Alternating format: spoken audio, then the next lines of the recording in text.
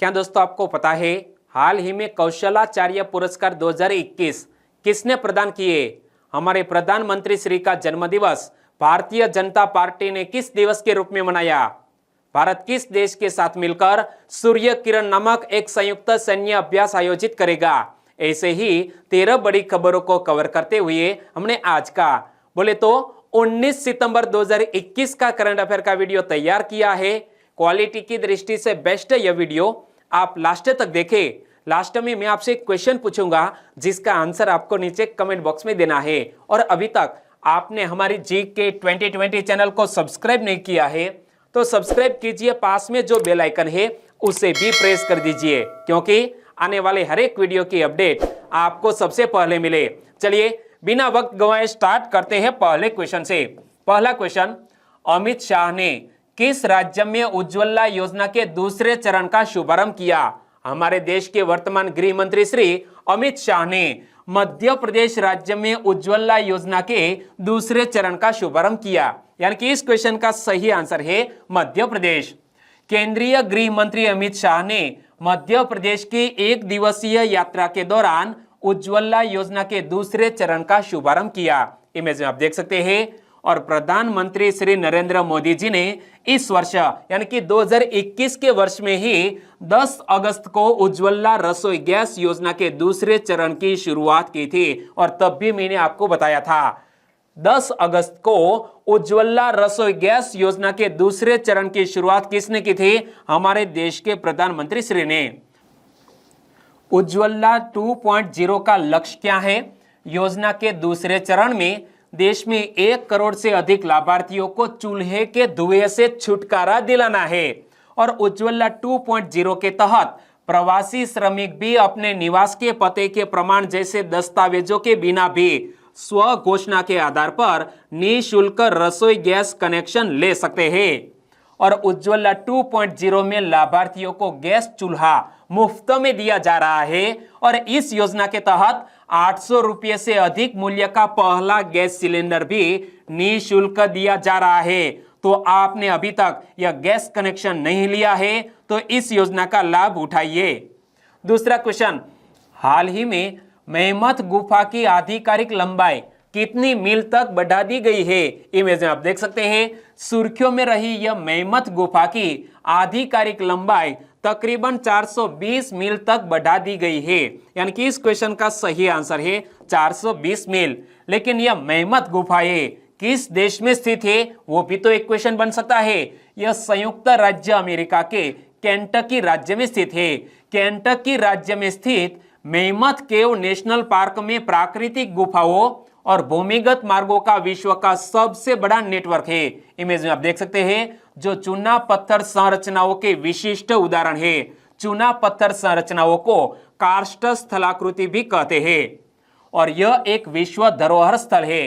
क्या यह मेहमत गुफाएं एक वर्ल्ड हेरिटेज साइट है? और वर्ष 1981 में इसे वर्ल्ड हेरिटेज साइट के रूप में नामित किया गया था। और यह वर्ष 1990 में एक अंतरराष्ट्रीय बायोस्फीयर रिजर्व बन गया। भूमिगत बहाव के बाद यह जल झरनों के रूप में बहता है, जिनमें से कई गुफा प्रवेश द्वार भी है। तीसरा क्वेश्चन, निम्न में से किस आइसलैंड में 1428 सफेद पक्षीय डॉल्फिन क्या व्हाइट साइडेड डॉल्फिन का वध किया गया? इमेज आप देख सकते हैं। हाल ही में एक आइसलैंड में तकरीबन 1428 सफेद पक्षीय डॉल्फिन यानी कि व्हाइट साइडेड डॉल्फिन का वध किया गया है। आइसलैंड का नाम है फर्रो। क्या? फर्रो आइसलैंड में इसी तरह का एक हादसा हुआ है। और हमारे प्रकृति के लिए दोस्तों यह चिंता का एक बहुत बड़ा विषय। इमेज आप देख सकते हैं इसी तरह की डॉल्फिनों का वध किया गया है। कितनी डॉल्फिनों का? 1428 डॉल्फिनों का। तो हाल ही में डेनमार्क से संबंधित उत्तरी अटलांटिक द्वीपों में पारंपरिक रूप से वार्षिक तौर पर व्हेल तथा डॉल्फिन के मारे जाने की घटना ने एक नए विवाद को जन्म दिया है। और फर्रो आइसलैंड में 1428 सफेद पक्षीय डॉल्फिन यानी कि व्हाइट साइडेड डॉल्फिन का वध किया गया है।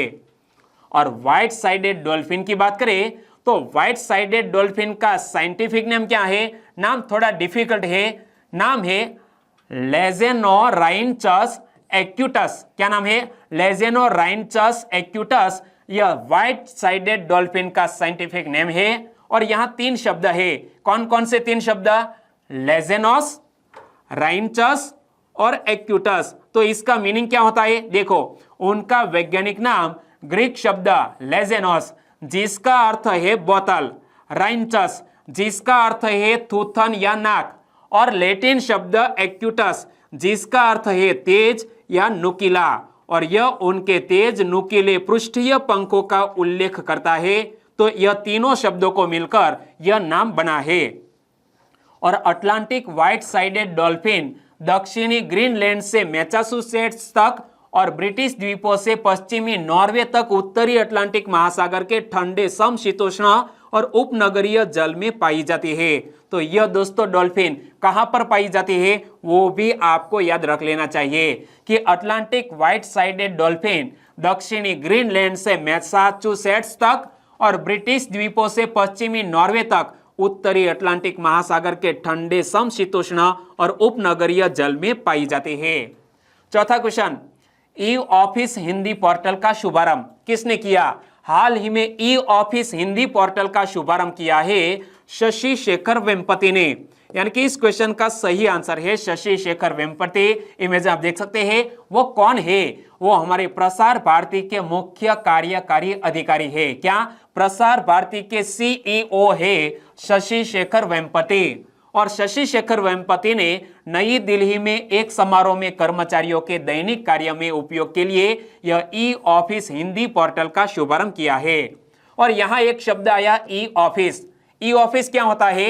ई ऑफिस एक एकीकृत फाइल और रिकॉर्ड प्रबंधन प्रणाली है जो आंतरिक डाटा के सरल उपयोग के साथ सामग्री प्रबंधन यानी कि डाटा को सरल बनाती है। और यह एप्लीकेशन फाइल की ट्रैकिंग और अभिलेखीय डाटा को आसानी से उपलब्ध कराती है, इसे बोलते हैं ई ऑफिस।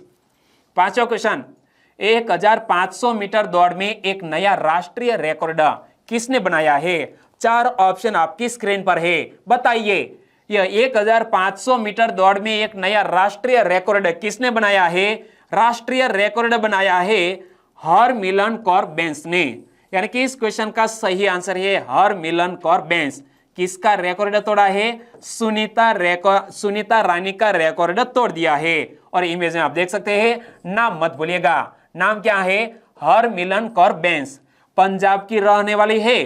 पंजाब की हरमिलन कौर बैन्स ने 1500 मीटर दौड़ में सुनीता रानी के लंबे समय से चले आ रहे राष्ट्रीय रिकॉर्ड को तोड़ दिया है। 60वीं राष्ट्रीय ओपन एथलेटिक चैंपियनशिप के दूसरे दिन उन्होंने आंध्र प्रदेश में हनमकोंडा के जवाहरलाल नेहरू स्टेडियम में यह उपलब्धि हासिल की है। दोस्तों, स्पोर्ट्स से जुड़ी हुई एक महत्वपूर्ण घटना हुई है। आप याद रख ही लीजिए कि पंजाब की रहने वाली हरमिलन कौर बैन्स ने 1500 मीटर दौड़ में सुनीता रानी के लंबे समय से चले आ रहे राष्ट्रीय रिकॉर्ड को तोड़ दिया है। और 60वीं राष्ट्रीय ओपन एथलेटिक चैंपियनशिप के दूसरे दिन उन्होंने आंध्र प्रदेश में हनमकोंडा के जवाहरलाल नेहरू स्टेडियम में यह उपलब्धि हासिल की है। और हरमिलन के बारे में मैं आपको आगे बताऊं तो हरमिलन जनवरी 2020 से 8 राष्ट्रीय स्तर की 1500 मीटर दौड़ में विजयी रहे। 100 मीटर की दौड़ में आंध्र प्रदेश के नरेश कुमार और दिल्ली की तरणदीप कौर सबसे तेज एथलीट रहे। छठा क्वेश्चन, भारतीय जनता पार्टी ने प्रधानमंत्री श्री मोदी जी के जन्मदिन को किस दिवस के रूप में मनाया है? दोस्तों, 17 सितंबर को हमारे देश के प्रधानमंत्री नरेंद्र मोदी जी का 71वां जन्म दिवस मनाया गया। और भारतीय जनता पार्टी ने यह दिवस सेवा और समर्पण दिवस के रूप में मनाया, यानी कि इस क्वेश्चन का सही आंसर है option A. Bharatiya Janata party के वर्तमान अध्यक्ष कौन है? जेपी नड्डा। इमेज में आप देख सकते हैं, जेपी नड्डा ने प्रधानमंत्री के जन्मदिन पर नई दिल्ली में पार्टी मुख्यालय में सेवा और समर्पण अभियान की शुरुआत की। उन्होंने एक प्रदर्शनी और रक्तदान शिविर का भी उद्घाटन किया। आगे मैं आपको बताऊं, उत्तर प्रदेश, कर्नाटक, बिहार और असम में प्रधानमंत्री के जन्मदिन के अवसर पर कई समारोह और विशेष टीकाकरण अभियान का आयोजन किया गया। उत्तर प्रदेश में भारतीय जनता पार्टी ने राज्य भर में 21 दिन तक चलने वाले समारोहों की भी शुरुआत की है। और दोस्तों, टीकाकरण के मामले में एक नया रिकॉर्ड सामने आया है, उनकी भी बात करें तो देश को वैक्सीन की 10 करोड़ खुराक लगाने में 85 दिन का वक्त लगा था। 30 करोड़ से 40 करोड़ डोज का सफर तय करने में 24 दिन लगे थे। इसके बाद 20 दिन बाद 6 अगस्त को देश ने 50 करोड़ डोज का आंकड़ा छू लिया था, लेकिन 17 सितंबर को एक ही दिन में तकरीबन 17 घंटे में 2,51,21,261 लोगों को कोविड-19 की वैक्सीन दी गई। और दोस्तों, यह हमारे भारत देश में एक अनूठा विक्रम यानी कि एक अनूठा रिकॉर्ड स्थापित किया गया है। तो देश ने गुरुवार को प्रधानमंत्री नरेंद्र मोदी जी के जन्मदिन पर सिर्फ 17 घंटे में ही 2.5 करोड़ से ज्यादा लोगों को कोरोना की वैक्सीन लगा दी गई और रात 1 बजे तक 2,51,21,261 लोगों को कोरोना की वैक्सीन दी गई है। यानी कि दोस्तों, न्यूजीलैंड की आबादी के मुकाबले 5 गुना लोगों को एक ही दिन में वैक्सीन दी गई है। 7वां क्वेश्चन, भारत किसके साथ मिलकर संयुक्त सैन्य प्रशिक्षण अभ्यास सूर्य किरण का 15वां संस्करण आयोजित करेगा? हमारा भारत देश अपने पड़ोसी मुल्क नेपाल देश के साथ मिलकर एक संयुक्त सैन्य प्रशिक्षण अभ्यास सूर्य किरण का 15वां संस्करण आयोजित करने जा रहा है। कब? 20 सितंबर से, यानी कि कल से। भारत नेपाल संयुक्त सैन्य प्रशिक्षण अभ्यास सूर्य किरण का 15वां संस्करण 20 सितंबर 2021 से उत्तराखंड के पिथौरागढ़ में शुरू हो रहा है। और इस अभ्यास के दौरान भारतीय सेना की एक इन्फेंट्री बटालियन भाग लेंगे। आगे मैं आपको बताऊं तो अभ्यास के अंतर्गत दोनों देशों की सेना एक दूसरे के हथियारों, उपकरणों, रणनीति, तकनीकों और पहाड़ी इलाकों में आतंकवाद रोधी वातावरण में संचालन की प्रक्रियाओं से परिचित होंगे। और अभ्यास सूर्य किरण का अंतिम संस्करण 2019 में नेपाल में आयोजित किया गया था। तो यह बात भी याद रख लो कि अभ्यास सूर्य किरण का 14वां संस्करण 2019 में नेपाल में आयोजित किया गया था और 15वां संस्करण हमारे भारत देश में उत्तराखंड के पिथौरागढ़ में। 8वां क्वेश्चन, केंद्रीय कृषि मंत्री ने पोषक अनाज हितधारक महासम्मेलन का शुभारंभ कहाँ किया है? हमारे वर्तमान केंद्रीय कृषि मंत्री नरेंद्र सिंह तोमर ने पोषक अनाज हितधारक महासम्मेलन का शुभारंभ हैदराबाद में किया। यानी कि इस क्वेश्चन का सही आंसर है हैदराबाद। भारतीय कद्दन अनुसंधान संस्थान हैदराबाद द्वारा खाद्य एवं कृषि संगठन, केंद्रीय कृषि एवं किसान कल्याण मंत्रालय, कृषि अनुसंधान व शिक्षा विभाग तथा नीति आयोग के संयुक्त तत्वाधान में आयोजित 2 दिवसीय पोषक अनाज हितधारक महासम्मेलन का शुभारंभ केंद्रीय कृषि एवं किसान कल्याण मंत्री श्री नरेंद्र सिंह तोमर जी ने किया। और इसका आयोजन अंतर्राष्ट्रीय पोषक अनाज वर्ष 2023 के परिप्रेक्ष्य में प्रधानमंत्री श्री नरेंद्र मोदी जी के जन्मदिन के उपलक्ष्य में किया गया है।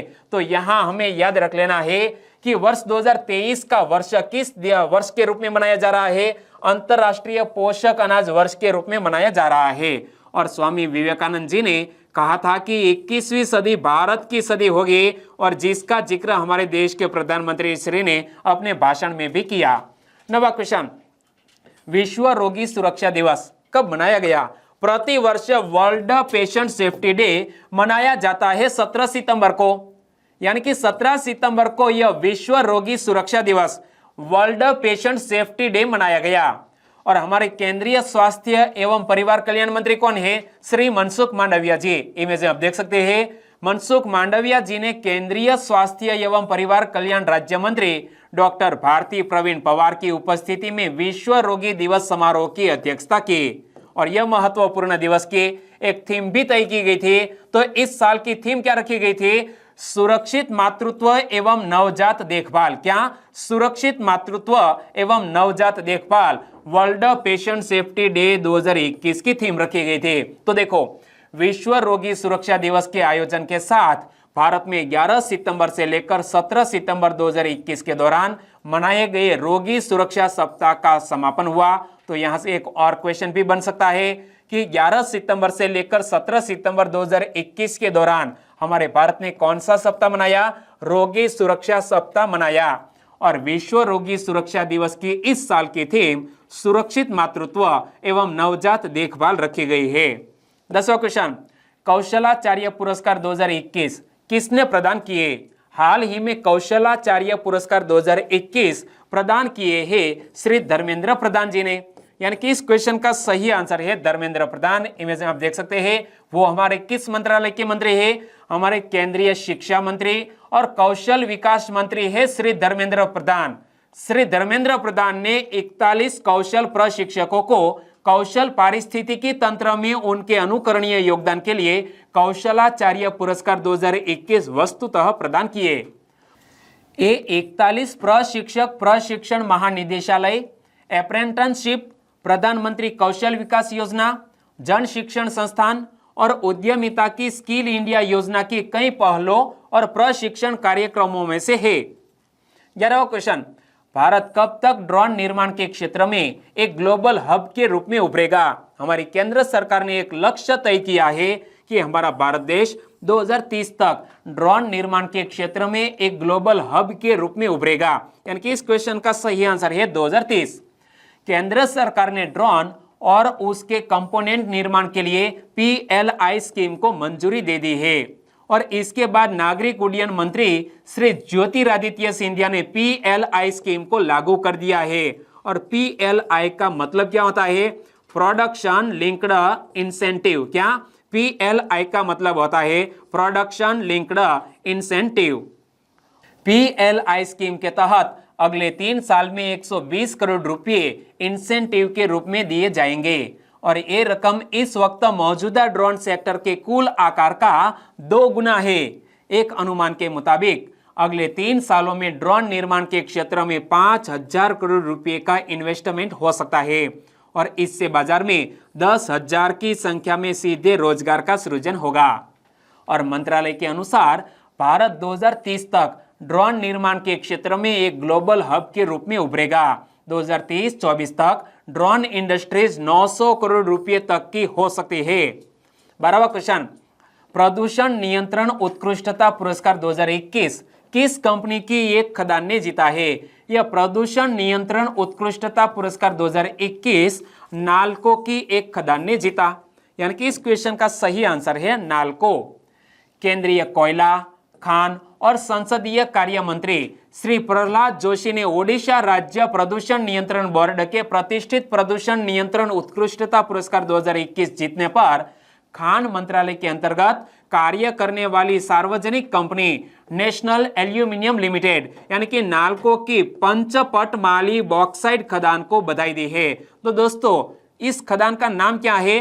पंचपटमाली बॉक्साइट खदान ने यह अवार्ड जीता है। अवार्ड का नाम क्या है? प्रदूषण नियंत्रण उत्कृष्टता पुरस्कार 2021।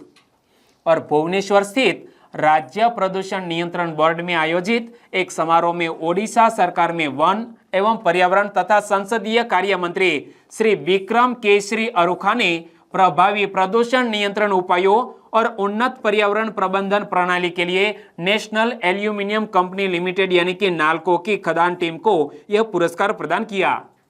13वां और लास्ट क्वेश्चन, देशव्यापी निःशुल्क टेलीमेडिसिन परामर्श सह औषधि सुविधा की शुरुआत किसने की है? एक देशव्यापी निःशुल्क टेलीमेडिसिन परामर्श सह औषधि सुविधा की शुरुआत हाल ही में की है डॉक्टर जितेंद्र सिंह ने।